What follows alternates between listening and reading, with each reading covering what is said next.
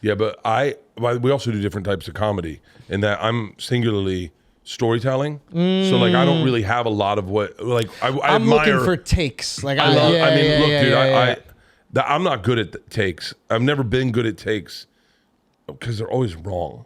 And so like that's the fun part. Yeah, no, but make the like best wrong take. Integrally wrong. Like at the core of American values wrong. And so you're really exciting me. That's like, this is the best way to promote a special. So, but I like finding I like storytelling. And so oddly enough, you can fine-tune storytelling just about anywhere. Well, you know, the beauty of storytelling too, it's very repeatable. The machine doesn't ever get tired. Ooh. No matter how many times you do that with your friends. Yo, tell them the story about IKEA. It's like Ron White's tater salad story. Yeah. Let me tell you something. I offered Ron White. I can't really get into it, but I wanted to work with him, and he knows this. And one of my caveats is like, I didn't say this isn't why we weren't working together, but I wanted to hear the tater salad story every fucking night. It's one of the best. It's one of the best stories I've told in stand up. Yeah. Without you know it, right? Yeah. You know it. I don't know it. Oh. Just go watch it. It's the beauty. You watch. You've seen people rip it off because people have taken the structure of his story. I told you that story to tell you this story. Yeah. People rip that off because it's so well done. Right. And I was like, I would watch him tell that every single night. I could watch him every single night tell that. Yeah. And he ended up retiring from stand up and. No, I think he's still doing stand up. The high wire act. He did at one point. The high wire act of a take that's really crazy is once you've heard the crazy take and then heard how they justify it. A lot of people are like, all right, cool, that was amazing, but I've done it now. The story, for some reason, you can, if you have your friend has a funny story, you'll make him tell it to everybody when you're around. That's how we organize the world. That's how we remember things. The stories. Like we're attracted to stories. There's a reason the Bible's stories, right? It's not, hey, here's just the rules. It's here's how the rules play out in real life. Jesus had great takes. Facts. You know, but you need the stories to make the take stick. Yeah. I'll be honest, I like the hot take baked into a story. And I think that like the most compelling bits that I have are when those things merge. Yeah. So what is the take on this crazy thing that's happening? And also how does it relate to me or my friends in our real life? And then it becomes memorable. And like, I don't know, people's attention span for stories I notice is different. Like if you're just going, here's the take, it's like, you better be funny quick with that shit. Yeah. But with a story, if it's like, if the premise is set interesting, they're like, okay, where are we going? Oh, wait, so you're walking down the alley and then what happened in the alley? And then this, and it's like, I don't know, just people, the way they're drawn to story. Yeah. It is a stronger connection, I think. Well, it took me a while to realize what you were just saying.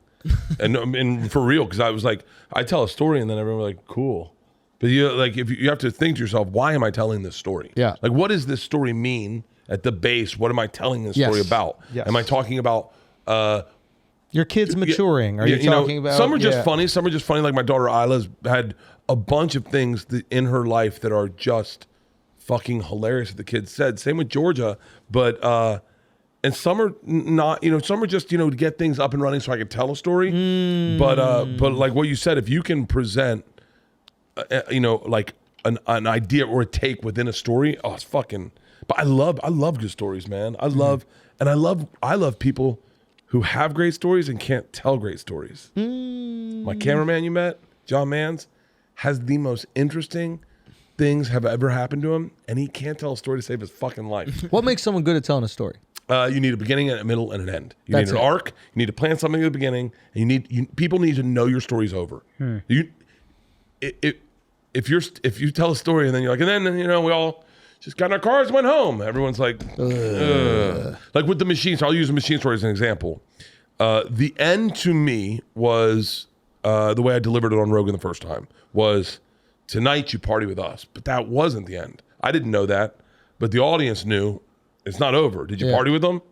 And I did, but I kept trying to figure out the ending, and it wasn't until one night in Columbus that I was drunk. It always helps if you tell stolen stories. Get your story up and running, get it good, and then get drunk and tell it, because you'll fuck it up. And in fucking it up, as a comic on your feet, you try to fix it, and you're fixing it can make it better. And one night I was drunk in Columbus, and I go, Igor shuts the door, in her, spits vodka in her eyes, and shuts the door in her face. And then he looks at me, and I was drunk, and he was like, And they used to say this a lot. Fuck that bitch. This is Russia. They said that all the time. Fuck, like, people didn't understand this is Russia. The rules are different here. And I said that to me. And as soon as I said that in that story, I went, oh, I got my end. Now I have the words so that people know the story's over.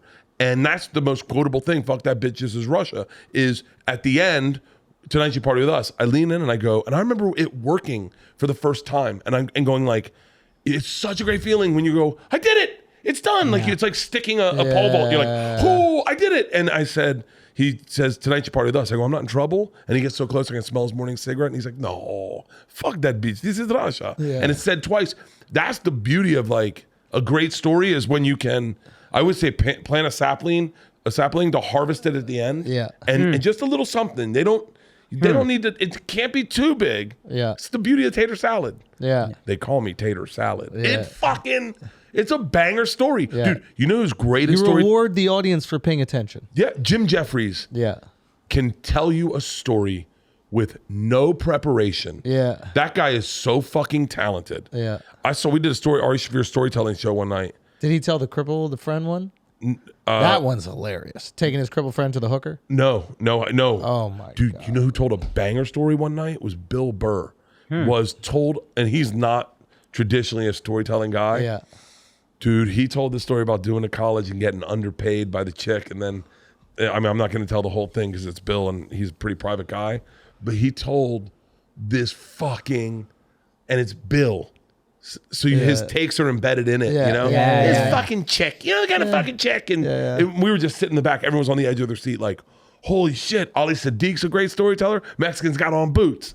I mean, dude, I love a good story. That's probably my favorite thing. My favorite thing in the world is like, sit down, hey, tell them about the time. And you're like, oh. Yeah. Yeah, I have always wanted to be a better storyteller, and I think I'm going to take up drinking. I think that's been the key that's been missing. Try it. It's a big story. I mean, Hemingway was a big drinker. Yo, you're onto something, buddy. Guys, thank you so much for watching that clip from the Flagrant 2 podcast. And I just need to let you know it is March Madness and the national championship is up for grabs. And so is the bag with MyBookie. Sign up today at MyBookie and use the promo code Flagrant to secure a first deposit bonus up to $1,000. It's simple. Deposit $200 and play with $300 instantly. Just use the promo code Flagrant to claim your bonus. Mobile or on the go, college or NBA, no matter the league, no matter the minute, MyBookie puts the action in your hands so you can turn any game day into a payday. Bet anything, anytime, anywhere with MyBookie.